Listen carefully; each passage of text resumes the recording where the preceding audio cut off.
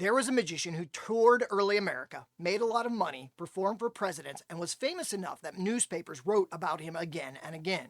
If you like magic history, you should know his name. But most people don't. And that's strange. His name was Richard Potter, and he was not a footnote. He was one of the most successful magicians in the United States in the early 19th century. I want to stress that word, successful. He toured at a time when touring meant mud, horses, broken wheels, bad inns, and towns that barely counted as towns yet. There were no infrastructure built for entertainers. You either figured it out or you failed publicly and expensively.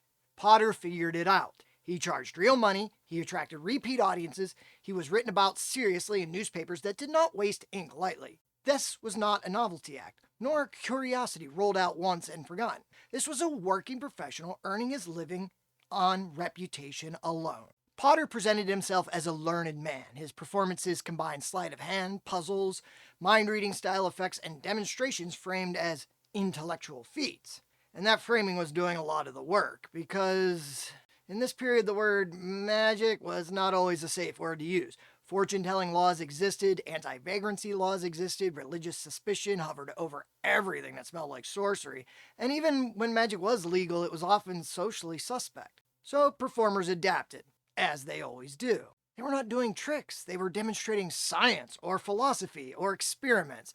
They were lecturers, professors, men of learning. You can hear them. I'm not the great so-and-so. No, I'm Professor so-and-so. Same tricks, different colored lab coat. This is something I've talked about in other videos, that moment in history where magicians collectively went, no, this isn't supernatural, it's educational. Richard Potter leaned into that world. He marketed intelligence, not mystery cult vibes. He sold himself as someone worth listening to, someone respected enough to be invited into polite society. And that worked. When you start reading period sources, newspapers, advertisements, descriptions written when he was alive, one thing jumps out immediately. They cannot stop talking about his race. Some accounts describe him as a man of African descent. Others describe him as mixed ancestry. The language shifts depending on the writer, but the fixation does not. What matters here is not forcing a modern label on him. What matters here is noticing that writers of the time clearly thought he was notable. They mentioned it when they did not need to. And yet, in the same breath, they reviewed his shows. They advertised his performances. They described his intelligence, his manner, his skill. A lot of coded talk. This is early America. Touring performers lived or died on reputation. There was no safety net, no long-term contracts, no brand teams smoothing things over.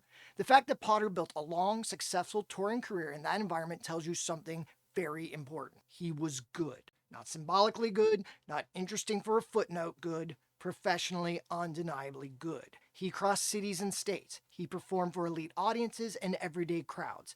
He existed in a space where people paid money to be impressed, and he delivered often enough that his name carried weight. During his lifetime, Richard Potter was famous. This is where the story gets uncomfortable in a different way. After his death, he fades. Later retellings of magic history compress themselves. They narrow.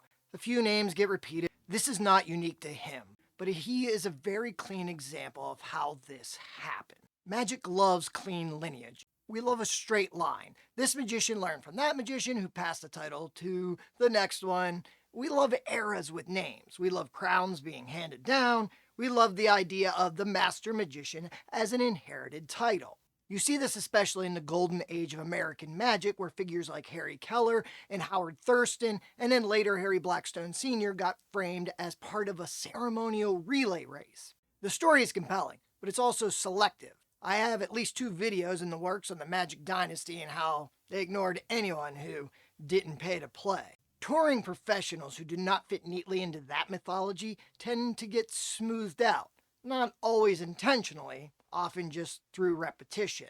History likes simple stories. Reality is messier. When you go back to sources, when you read what people actually wrote at the time, you realize how many successful, respected performers existed outside the tidy lineage we usually tell. Richard Potter did not need to be crowned to matter. He mattered because people paid to see him, because newspapers kept printing his name, because his career sustained itself in an environment that crushed weaker acts quickly. If you care about American magic or American entertainment more broadly, he belongs in the conversation, not as an exception, not as a sidebar, as a professional. This is not about retroactively crowning someone, it's about accuracy. History is not just what happened, it's what we keep repeating.